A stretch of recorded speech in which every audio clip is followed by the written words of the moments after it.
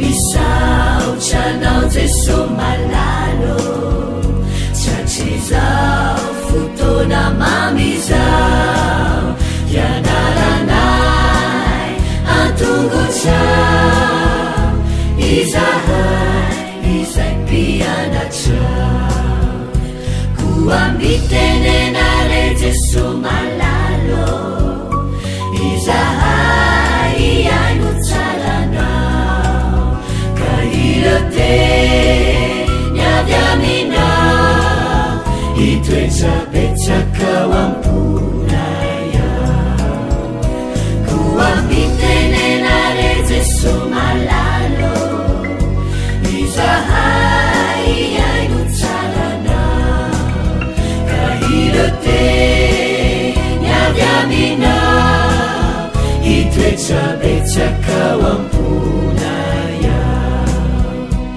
irate niavy aminao itoetrabetsakao amponaya.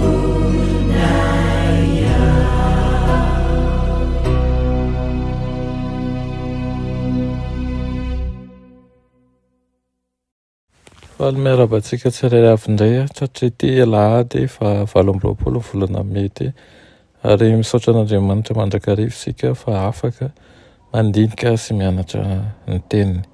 Mialohan'ny hidirantsika amin'ny lesona ho an'ny tanora zokiny anio dia rehefa afaka sika. Tompo ty anao mbola misaotra anao zay fa nomenao tompo-taona indray fa anay mandinika ny teninao. Mangataka aminao izay mba hiasanao amponay, hiasanao amin'ny tokantranonay, hiasanao amin'ny tontolo rehetra mombanay. Minaran'i Jesosy, amen. Lohatenin'ny lesona antsika androany dia manao hoe ny hevitry ny soratra masina momba ny tsy fahafatesan'ny fanahy. Ny hevitry ny soratra masina momba ny tsy fahafatesan'ny fanahy. Mamaky isika ny Matthieu 4:20-30.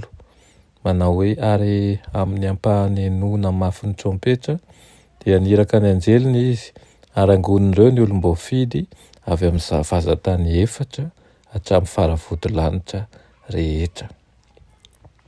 Ny ao amin'ny Marka 7:20 ihany koa 12 manao toy izao: fa Jesy Kristy sandoka sy mpaminany sandoka hitsangana ka haneo famantarana sy fahagagana amin'ny tany na dia ny olom-boafidy aza raha azo atao izany. Amen. Ao amin'ireo ten'Andriamanitra izay nivakitsika teo ireo ao anatin'ny tontolo kevitry ny andro farany izy ireo. Somary mampatahotra sa tsy izany ve?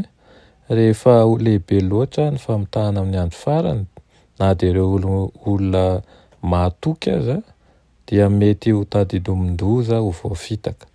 Matetika ny olona no asaina manaraka ny feon'ny fieritreretany mba ahafahany mamantatra ny marina na ny diso, ny tsara na ny ratsy ary hiainany araka izany avy eo. Ambaran'ny soratra masina nefa fa mpanota avokoa isika rehetra ary tsy misy tonga lafatra.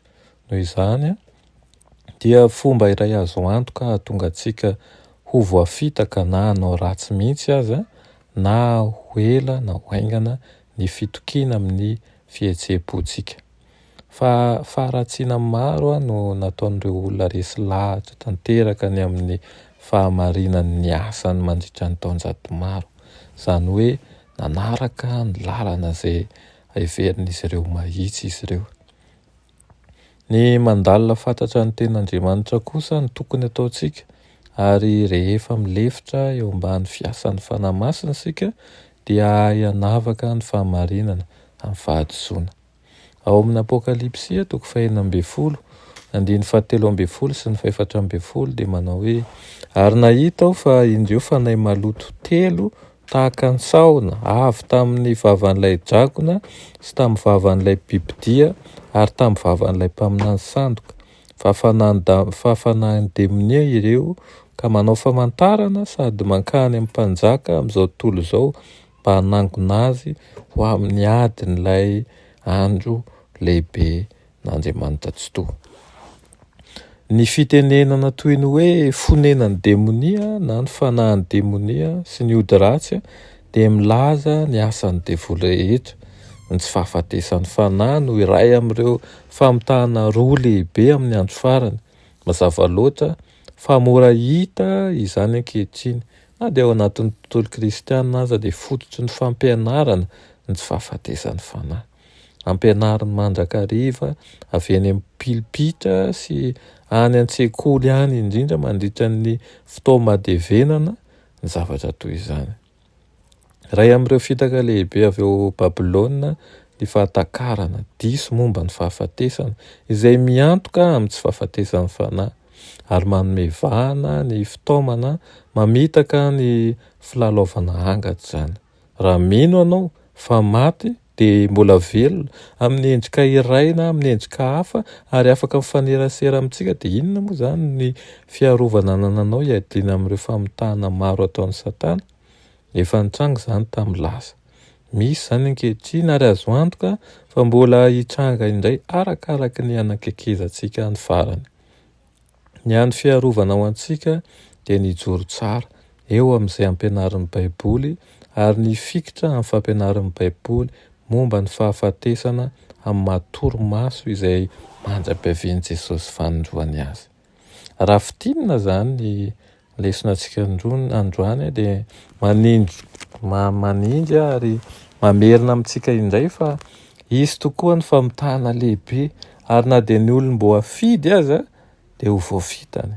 Noho izany dia mila mitanjona mandrakariva isika ary miambina noho izany amin'ny alalan'ny fianarana ny ten'Andriamanitra sy ny fandalinana azy.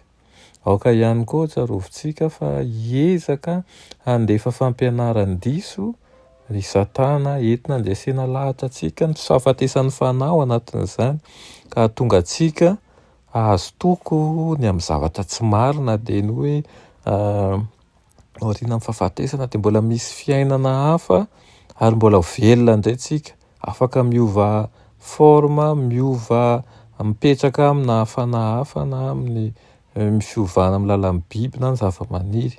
Dia sandoka avokoa zany aoka isika hitanjana ary koa azoto andinika ny ten'Andriamanitra satria ao no ahitantsika ny fahamarinana rehetra. Vavaka isika, saotra anao izay raha eo ny amin'izany teninao izany amin'ity anio ity, mangataka aminao izahay ny teninao, ny fahamarinanao anie hanafaka anay ny amin'ny ratsy rehetra. Da io manokana ireo mpiaino izay manaraka izao fandarana izao ka tsy hitovy amin'ireo izay tsy mianatra ny teninao ne izy fa ho arovanao manokana ary ho hampianao manokana. Amin'ny anaran'i Jesosy, amen.